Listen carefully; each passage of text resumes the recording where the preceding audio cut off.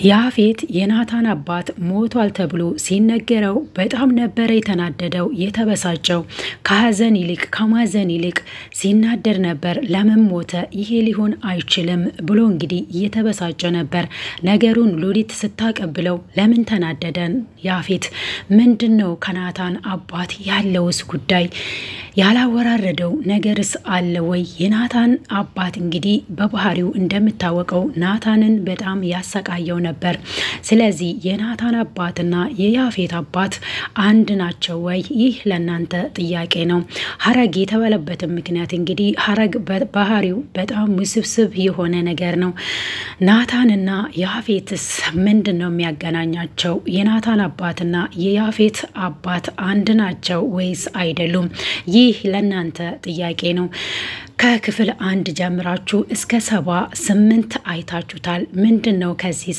ድራማ የተረዳችሁት አሁን ላይ እንግዲህ ያፌት የናታን አባት በመሞቱ ብቻ በጣም የተበሳጨው ከናታን አባት ያላወራረደውስ ነገር ኖሮ ነው ወይ እንደዚህ ያበሳጨው ወይስ ሌላ ጉዳይ ኖሮበት ነው እንደዚህ የተበሳጨው ምክንያቱም ያኔ ሲያሰቃየው የነበረው ናታንን ነበርኛ በፊልሙ ያየነው ግን ደግሞ በጀርባው ሌላ ታሪክ ሊኖረው ይችላል ናታንና ያፌት ወንድማማቾች ናቸው እኛ ተመልካቾች የምናውቀው ማለት ነው ብዙዎቻችሁ ግን ይህንንስ ነገር ታውቁታላችሁ ወይ ይህ የራሴ ጥያቄ ነው ሌላኛውና ዋናኛው ነገር የያፌት ዘመድ ለምንድነው ያፌትን እየተበቀለ ያለው ከዳግም ጋር ተወያይተውና አንድ ላይ ሆኖ ተመካክረው ነው ይሄንን ነገር ያደረሱበት ማንንም ሊያደርስብኝ አይችልም ናታን ነው ይሄንን ነገር ያደረገው ብሎ ነው ያፌት የሚያስበው ግን ደግሞ የራሱ ዘመድ ነው አሁን ላይ ያፌትን እየተበቀለ ያለው እንግዲህ እንዳየነው ከሆነ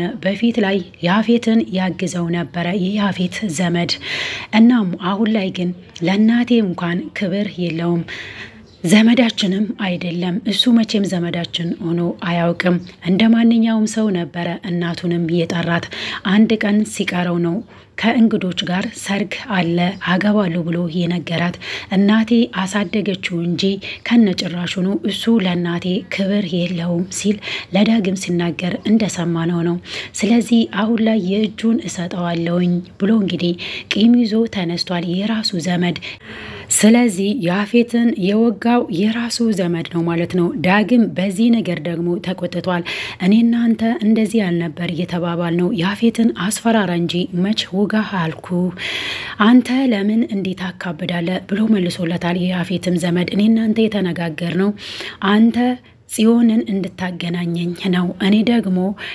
እንደገባው ልክ ቃል መሰረት ያፌትን አስፈራርቼ ወይ ደግሞ ወግቻለሁኝ ቃልን እንድታጥፍ አልፈልግም አለበለዛ ግን የበለጠ እርምጃ ሊወስድብህ ይችላል ብሎታል ለዳግም ማለት ነው ስለዚህ ያፌትን የወጋው የራሱ ዘመድ ነው ይሄንንስ ነገር ቢሰማ ያፌት የራሱ ዘመድ ላይ ምን አይነት እርምጃ የሚወስድ ይመስላችኋል ምክንያቱም ያፌት በባህሪው እንደሚታወቀው ለማንም ሰው ረህራሄ ኖሮት አያውቅም ዘመድ እንኳን የማያውቅ ሰው ነው ስለዚህ ይሄንን ባህሪውን ደግሞ ያቀዋል የራሱ ዘመድ ከዚህ በፊት እንግዲህ ሰርጉ ላይ እንዳየነው ለሱ ነበር ሲቆረቆር የነበረው የኔ ዘመድ እኮ ደግሞ ወንድሜ ቀድሞ ነው ሁሉን ነገር የሚዘጋጅበት እናንተማ ኤፍራታን ይዛችሁ ኤፍራታና ናታንን ከሀገር እንዲወጡ ማድረግ ነበር ምኞታችሁ ግን ደግሞ አልተሳካላችሁም ብሎ እንግዲህ ሲናገራቸው ነበር ከዚህ በፊት አሁን ላይ ደግሞ ተገልብጦ እንግዲህ ያፌትን እየጎዳው ነው ያለው የራሱ ዘመድ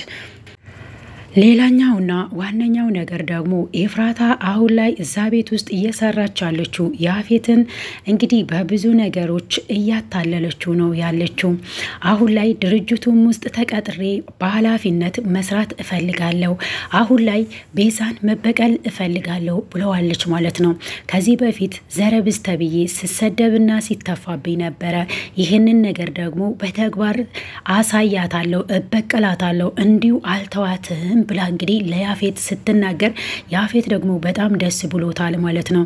ምክንያቱም አስመስላ ነበር ያኔ እውነት አስመስላ ነበር ኤፍራታ ስትናገረው የነበረው ለያፌት።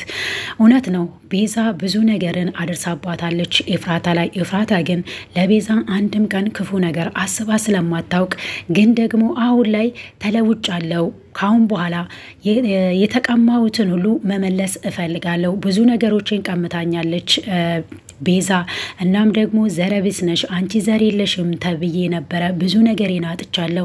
አሁን ላይ ግን ያንን ነገርን ሁሉ መመለስ እፈልጋለሁ ልበቀላት እፈልጋለሁ። ያንን ደግሞ ለመመለስ አንተም ልታግዘኝ ይገባል ብላ እንግዲህ እቅፍ አድርገዋለች። ከዛም እሱም እውነትም አሁን ላይ ቤዛ ልትበቀላት ነው ብሎ ስላሰበ በጣም ደስ ብሎታል። በፈገግታ ተሞልቶ ነበረ ኤፍራታን ያቀፋት። ግን ደግሞ ከኤፍራታ ፊት ስናይ የነበረው ሌላ ነገር ነው። አሁን ላይ ያፌትን ወጥመድ አዘጋጅታለታለች ኤፍራታ። እውነት ደስ ይላል። አሁን እዛ ቤት ውስጥ እንግዲህ ሆና ብዙ ነገሮችን እየተቆጣጠረችው ነው ያለችው። ያፌትም ሙሉ በሙሉ ኤፍራታን አምኗታል ማለት ነው በተናገረችው ንግግር። ሌላኛው ነገር እንግዲህ ሉሊት ያፌት ጋር ደውላ የናታን አባት ሞቷል ብላ ስትናገረው እሱ ደግሞ በጣም ተቆጥቶ ነበር። ያኔ ከኤፍራታ ጋር ቡና እየጠጡ በነበሩበት ሰዓት ላይ እሱ በጣም ሲበሳጭ አይታ ስልኳን ከኪስ ውስጥ አውጥታ ጣውላ ላይ ቁጭ አድርጋ ነበር። ኤፍራታ ያፌት እያወራ ያለውን በቅጂ መልኩ እያስቀመጠች ነው ያለችው። እዛ ቤት ውስጥ እንግዲህ አንድም ነገር አይቀራትም። ሁሉንም ነገር በቪዲዮ ወይ ደግሞ በድምጽ ቅጂ መረጃ ይዛ ነው የምትንቀሳቀሰው። ታዲያ ሙሉ በሙሉ እሱ ሲቆጣና ሲያወራ የነበረውን ሁሉ በድምጽ ቅጂ ይዛለች። ከኪሷ ውስጥ ስልኳን አውጥታ ጣውላ ላይ ያስቀመጠችው እንዲሁ ዝም ብላ አይደለም። እናም ከሱ ርቃ ነበረ ቡናዋን ስትጠጣ የነበረው። በጣም ተበሳይቷል፣ በጣም ተናዷል። ሊሆን አይችልም ይሄ ብሎ እንግዲህ የናታን አባት በመሞቱ ለምንድነው እንደዚህ የተበሳጨው አቶ ያፌት? እንግዲህ የክፍል 79 ላይ የምናየው ይሆናል። ሰላም ውድና የተከበራችሁ የቻናሌ ቤተሰቦች እንኳን ወደዚህ ቻናል በሰላም መጣችሁ። ቪዲዮውን በላይክ ቤቱን ደግሞ በሰብስክራይብ ይጀምሩት። የደወል ምልክቷንም መጫናችሁን እንዳትረሱ። ነባሮች ስለምታበረታቱኝ ስለምትከታተሉኝ እጅግ አድርጌ አመሰግናለሁ። ናታን በአባቱ መሞት በጣም ተጎድቷል። ግን ደግሞ ይቅርታ አላደርግለትም ለምንድን ነው ያለው? እውነት ነው አባቱ ነው እንዴት ጨክኖበት ነው ጨለማ ቤት ውስጥ አስገብቶ እንደዛ ሲቀጣው የነበረው። ፈሪና እንዲሁም በራሱ የማይተማመን ልጅ ሆኖ እንዲያድግ ፈርዶብኛል ብሎ ነው የሚያስበው አቶ ናታን እንግዲህ በጣም የዋህና ሩህሩህ ነው። በዛ ላይም ደግሞ አባቱን ይቅርታ አደርግለታለሁ ብሎ ነበረ ሲያስብ የነበረው። ድኖና ተሽሎት ይመጣል ብሎ እየጠበቀ ባለበት ሰዓት ላይ ነው አሁን ላይ ብዙ ውስብስብ ያሉበት ነገሮች ባሉበት ሰዓት ላይ ነው ተደውሎ መርዶ የተነገረው። ታዲያ እናትየውም እሱ እንደሞተ ወይ ደግሞ የናታን አባት እንዳረፈ እሷም ወደ ሀገሯ እንደተመለሰች ነበረ የደወለችላት ሴትዮ ስትናገር የነበረው። አሁን ላይ የአባቴን ሞት ሰምቻለሁ ግን ደግሞ የናቴንስ እንዴት ነው የምሆነው? አንድ ቀን ደግሞ ከውጭ ሀገር ደውሎ እናትህም አርፋለች ሊሉኝ ነው ወይ? አሁን ላይ በጣም ጨንቆኛል ተስፋ ቆርጫለሁ ብሎ ለገነት ሲናገር ነበር ናታን በህይወቱ አንድም ቀን ተደስቶ አያውቅም። እደሰታለሁ ብሎ ደስታን ለመቀበል ዝግጁ ሲሆን ሌላኛው ነገር ደግሞ ወጥመድ ውስጥ ያስገባዋል። በብዙ ነገሮች ተፈታትነዋል ናታንና ኤፍራታ እንዲሁም ደግሞ የነጽዮን ቤተሰብና የነቤዛ ቤተሰብ ብዙ የሚወዱትና የሚያከብሩትን ሰው አጥተዋል። ብዙ ፈተናና መከራን አሳልፈዋል። ካሁንስ በኋላ ምን አይነት ፈተና ያሳልፉ ይሆን? ግን ደግሞ ኤፍራታ አሁን ላይ የያፌት ቤት ስላለች ብዙ ነገሮችን ልታስተካክል ትችላለች። አሁን ላይ እንግዲህ ያኔ ተወክቶ በመጣ ሰዓት ላይ ብዙ መረጃዎችን ከሱ እጅና ከሱ ስልክ እንደተቀበለች ነው። ሁሉንም ነገር ቀኑ ይቆይ እንጂ ወይ ደግሞ ይዘገይ እንጂ የምታውቀው ይሆናል ኤፍራታ። አሁን ላይ በብዙ ነገር ያፌትን እየተቆጣጠረችው ነው ያለችው እና መስሪያ ቤት ውስጥ ወይ ደግሞ ድርጅቱ ውስጥ ዋና ኃላፊ ሆኜ መስራት እፈልጋለሁ ብላለች። ስለዚህ ኤፍራታ አሁን ላይ የነጽዮንን ቤትም ማስመለስ ትፈልጋለች። እያንዳንዱን ነገር ያፌት እነቤዛንና እንዲሁም ደግሞ ናታንን ያሳጣውን ነገሮች ሁሉ ልትመልስ ዝግጁ የሆነች ትመስላለች። ሌላኛው ነገር እንግዲህ ገኒ ወደነ ቤዛ ቤት ተመልሳ ነበረ። እናም ሉሊትን ስታያት እንግዲህ ሽንት ቤት ከሽንት ቤት ነው የምትመላለሰው። እናም ይህንን ነገር ስታይ ሎሚ የት አለ እሰጣታለሁ፣ አሁን ላይ እንድትሞት አልፈልግም፣ እንደዚህ አይነት ሰው መሞት የለበትም፣ ሞትማ እረፍት ነው ብላ እንግዲህ ፊት ለፊት ሉሊትን ተናግራታለች። ቆይ እናንተ ምንድነው ፍላጎታችሁ? እኔን መግደል ነው እንዴ? ምንድን የሰጠሽኝ እያለቻት ነበር እንግዲህ የጠጣችው። ያንን መድኃኒት ከሰጠቻት በኋላ ተሽሏታል። አሁን ላይ እንግዲህ ስራዋን ጀምራለች። ጽዮንም ከውጪ ስትመጣ ለያፌት ለመደወል በተዘጋጀችበት ሰዓት ላይ እንግዲህ ስራሽን ጀምረሻል እንዴ? ተሻለሽ እንዴ? ብላ ስትጠይቃት ነበረ ጽዮን። እናም እንግዲህ ላንቺ የሚሆነው የውጪው ወይ ደግሞ የሰራተኞች ሽንት ቤት ነው ብሎ እንግዲህ በነፍሰ ስጋዋ እየተጫወቱ ነው ያሉት። ሁለተኛም እንግዲህ ገኒ ተጨምራባታለች። ገኒን በጣም አልወደደቻትም ሉሊት። አሁን ደግሞ ምን ፍለጋ ነው እዚህ ቤት የተመለሰችው ብላ እንግዲህ ብቻዋን ሆና እያንሰላሰለች ብዙ ነገሮችን እያሰበች ነበር ሉሊት። እንግዲህ አሁን ላይ ጽዮን ደግሞ ማስታወስ መቻሏን ማንም እንዲነቃባት ስላልፈለገች ቤዛን እንኳን እያታለለቻት ነው እዛ ቤት ውስጥ ያለችው። ለኤፍራታ ብቻ ነው ሁሉ ምስጥሯን እየተናገረቻት። ሌላኛው እንግዲህ ኤፍራታና እንዲሁም ጽዮን አንድ ላይ ተገናኝተው ማን ነው ያፌትን የወጋው የሚለውን ነገር አብሮ ሲያወሩ ነበር። ይህ ነገር ደግሞ ጽዮንን አበሳጭቷታል። ታውቂያለሽ ናታን እንደዚህ አይነት ነገርን እንደማያደርግ፣ ለዛውም ደግሞ ጨለማን ተገን አድርጎ ያፌትን ሊጎዳው አይችልም። የኔ ወንድም በእንደዚህ አይነት ስብዕና አላደገም፣ አያውቅም። ተናዶ ብዙ ነገሮችን ሊያደርግ ይችላል፣ ግን ደግሞ በፍጹም በጨለማ እንደዚህ ሊያደርገው ወይ ደግሞ ያፌትን ሊወጋ አይችልም ብላ እንግዲህ ስትቆጣትም እንዲሁም ደግሞ ተነስታ ተበሳይታ ስትሄድ ነበር። እንግዲህ ኤፍራታ ስትጠራጠር የነበረው ያኔ እሱ በስልክ የአቶ ያፌት በስልክ ከሌላ ሰው ጋር እሱ ሳይሆን አይቀርም ጨለማን ተገን አድርጎ እኔን ይወጋኝ፣ እኔን አላወቀኝም፣ እሰራለታለሁ፣ እኔ ያፌት አይደለሁም ብሎ ሲያወራ ነበረ ኤፍራታ እየሰማችው። ከዛም በኋላ ነው ለጽዮን ደውላ ማውራት ያለብን ነገር አለ፣ በስልክ ሳይሆን በአካል ተገናኝተን ነው የምናወራው ብላ እንግዲህ የተገናኘች ከሷ ጋር። ከዛ በኋላ ብዙ ነገሮችን አቅዶ ነው እንግዲህ ኤፍራታም ወደ ቤቷ የተመለሰችው። ኤፍራታ ወደ ቤት ስትመለስ ያፌት ከታሬ ጋር ሆነው እያወሩ ነበር። እናም አሁን ላይ ምን እንዳቀዱ ምን እያወሩ እንዳለ ተጠራጥራለች። እናም ደግሞ ፍሪ ሆና ነበር ስታወራ የነበረው። ታሬና ያፌት ስለ ሄዋን አንዳንድ ነገሮችን እያወሩ እንዲሁም ደግሞ ናታንስ ባይሆን እንደዚህ ያደረገ እሱን ተገን አድርጎ ወይ ደግሞ የሱን ጠላትነት አውቆ አንተንስ ሊጎዱ የመጡ ሰዎችስ ቢኖሩ ብሎ እንዲጠራጠር አንድ ፍንጭ እየሰጠው ነበረ ማለት ነው። ያፌትም ከናታን ውጪ ይህንን ነገር የሚያደርግ ሌላ ሰው አይኖርም፣ ሌላ ጠላት እንኳን ቢኖረኝ አንተ ታውቃቸዋለህ ብሎታል ለታሬ ማለት ነው።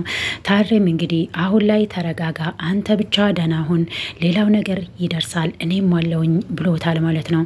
ኤፍራታም ስትመጣ እንግዲህ ምንም እንዳልተፈጠረ ነበር። በፊት ላይ ተናዶ ነበር። በእግሬ ነው የመጣሁት እና ምንድነው ለምን ለኔ ሳትናገር ይወጣችሁ ብሎ ታሬ ጋር ቡራ ከረዩ ሲል የነበረው ያፌት እሷ ስትመጣ ግን ዝም ነበረ ያለው። ፎቶ ላሳጥብ ሄጄ ነበረ ግን ደግሞ አሁን ላይ እንደማይሆን ነው የነገሩኝ፣ ለዛም ነው ቅርብ ስለሆነ በእግሬ እየተመለስኩትኝ ብለዋለች። ታዲያ እኔን ብትናገሪ ኑሮ አላደርግልሽ እንዴ መኪና ወይ ደግሞ ታክሲ አላዝልሽም ነበር እንዴ ብሏታል ማለት ነው አያፌት። እንግዲህ ውድና የተከበራችሁ የቻናሌ ቤተሰቦች የሉሊትና የያፌት ነገር እንግዲህ የመቼ ይሆን መጨረሻቸው? ሉሊትም እንግዲህ አሁን ላይ ሻል ብሎላታል ማለት ነው። ሽንት ቤት ስታመላልሳት የነበረችው ሲሆን አሁን ላይ ደግሞ ገኒ እንደዚህ መሆን የለበትም፣ አንጂ መሞት የለብሽም፣ ላንቺማ ሞት እረፍት ነው፣ እንዳትሞች ነው የምፈልገው ብላ በይፋ ተናግራታለች። ለዛም ሎሚ ሰታት እንግዲህ ተሽሏታል ማለት ነው። ሉሊት እንግዲህ ስለተሻላት ብቻ ወደ ስራዋ ተመልሳለች። አሁን ላይም ሉሊት አንድ ነገር አግኝቻለሁ ብላ ተደስታለች። ለጽዮን በጣም ሊደብቁ ይፈልጋሉ የጽዮን አባት ሞት ማለት ነው። እሷስ ብትሰማ ምን ትለናለች? እንዴትስ አድርገን ነው የምንነግራት ብሎ ተጨንቀዋል እነ ናታንና ገኒ እንዲሁም ቤዛ። አሁን ላይ አንነግራትም ብሎ እንግዲህ ሊደብቋት ነው። ይህንን ነገር ደግሞ እናገራለሁ ለሷ ይሄን የማታደርጉልኝ ከሆነ ብላ እንግዲህ እነ ናታንና ቤዛ እንዲሁም ገኒን ልታስጨንቃቸው ትፈልጋለች ወይ ደግሞ እንደ ማስፈራሪያ አድርጋ ልትጠቀማቸው ትፈልጋለች ሉሊት። አሁን ላይ ጽዮን ምንም ነገር ማስታወስ አትችልም፣ ብንነግራት እንኳን አሁን ላይ ትታመማለች ብሎ ስለሚያስቡ ይህንን ነገር ደግሞ ሉሊት ስለምታውቅ ይሄ የአባቷ መሞትን እናገራለሁ ብዬ አስፈራራቸዋለሁ፣ አንድ ማስፈራሪያ አግኝቻለሁ ብላ ተደስታለች። ይህ ነገርስ ለሷ ይሳካላት ይሆን? እናም ጽዮን እንግዲህ ውጪ ለውጪ ስትንከራተት ሉሊት አይታታለች። የተሻለች ትመስያለሽ፣ ወደ ስራሽ ተመልሰሻል ብላ እንግዲህ አሽሙር እየያዘችባት ነበር። እናም አሁን ላይ እሷ አላስታወሰችም ብላ ነው የምታስበው ሉሊት። ግን ደግሞ ካሁን በኋላም የቁም ስቅል ነው የምታሳያት። ገኒም አሁን ላይ ስትዝትባት ነበረ። አንቺ መሞት የለብሽም፣ እንደዚህ አይነት ሰዎች ለእንደዚህ አይነት ሰዎች ሞት እረፍት ነው። ስለዚህ አንቺ እንድትኖሪ ነው የምፈቅደው፣ እንድትሞችም አልፈቅድልሽም ብላታለች ማለት ነው። በይፋ ተናግራታለች። ግን ደግሞ አሁን ላይ በምን ልበቀላት፣ በምን ወጥመድ ውስጥ ላስገባት ብላ ነው ሉሊት እያሰበች ያለችው ገኒን። እንግዲህ ሌላኛው ነገር ናታን ለማንም ሳያሳውቅ ድብቅ የሆነ ነገሮችን እያካሄደ ነው ያለው። ምንን እየሰራ እንደሆነ ማንም አያውቅም። ከቤትም ሲወጣ ለሰው ሳይናገር ነው፣ ሲመለስም እንደዛው መስሪያ ቤት ነው የቆየሁትኝ የማስተካክለው ነገር አለ እያለ ነው እንግዲህ እየወጣ የሚመለሰው። ከቢንያምም ጋር አልፎ ይገናኛሉ። ግን ናታን ሁልጊዜ ቢንያምን ያስጠነቅቃል። እህቴ እንድትጎዳ አልፈልግም፣ እንባ ከአይኗ እንድፈስ አልፈልግም። ግን ደግሞ እንደዛ ከሆነ እኔና አንተ አንፋታም፣ አለቅህም እያለው ነው ያለው ማለት ነው። እንግዲህ ቢንያም አሁን ላይ ምንም ቢሆን እህትን አልጎዳትም ብሏል። ግን ደግሞ ዳግምና የዳግም ጓደኛ አሁን ላይ ምንድነው እያቀዱት ያሉት? የዳግም ጓደኛ አሁን ላይ እንግዲህ ጽዮንን አፍቅሯታል። አንድ ቃልም ተግባብተዋል። አሁን ላይ ጽዮንን ታገናኛኛለ፣ እኔ ደግሞ ያፌትን እበቀለዋለሁኝ፣ እጃችን እናስገባለን፣ ዋጋ እናስከፍላለን ብሎ የተነጋገሩት ቃል አለ። ያንን ቃል ደግሞ አሁን ላይ ዳግም ጓደኛ ወይ ደግሞ የያፌት ዘመድ ያፌትን ወግቶታል። እንደዛ አልነበረም እኔና አንተ የተባባል ነው፣ አስፈራራው እንጂ በጩቤ ውጋ ማን አለ ብሎ ዳግም ሲናገረው ነበር። አሁን ላይ ሰበብ አታብዛ፣ በቃ ይሄ ለሱ ምንም አይደለም፣ እሱ ምንም አልመሰለውም፣ አንተ ለምን እንደዚህ ታካብዳለ ብሎታል የዳጊ ጓደኛ። እና አሁን ላይ ደግሞ በተራው ዳግም ጽዮንን ለያፌት ዘመድ እንዲያገናኝ ይፈልጋል ማለት ነው። የያፌት ዘመድ እና ይህ ነገር ዳግም የሚያደርገው ይመስላችኋል ወይ? አሁን ላይ እንግዲህ ጽዮን ሁሉንም ነገር ማስታወስ ስለቻለች በምንም ነገር አትታለልም። እናም የያፌት ዘመድ ወጥመድ ውስጥ ትገባ ይሆን የሚልም ነገር ያሳስባል። ገኒም እንግዲህ ወደ ቤት ተመልሳለች። ያው ለእንግድነት ነው የመጣችው። ናታንንም ማጽናናት አለብኝ ብላ እንግዲህ ናታን እምቢ ብላትም ግን ደግሞ አጽናንተዋለች። የናታን አባት እንዳረፈም ቢንያም ነው የተናገራቸው ወይ ደግሞ ምስጢሩን ያወጣው ቢንያም ነው። ለዛም ነው ሉሊት የሰማችው። ከዛም በኋላ ለያፌት የተናገረችው። ጽዮንስ የአባቷን ሞት ከማን ይሆን የምትሰማው? ውድና የተከበራችሁ የቻናሌ ቤተሰቦች ለዛሬ ያዘጋጀውላችሁ ቪዲዮ ይህንን ይመስላል። በሌላ ቪዲዮ እስክንገናኝ ድረስ ቸር ሰንብቱ።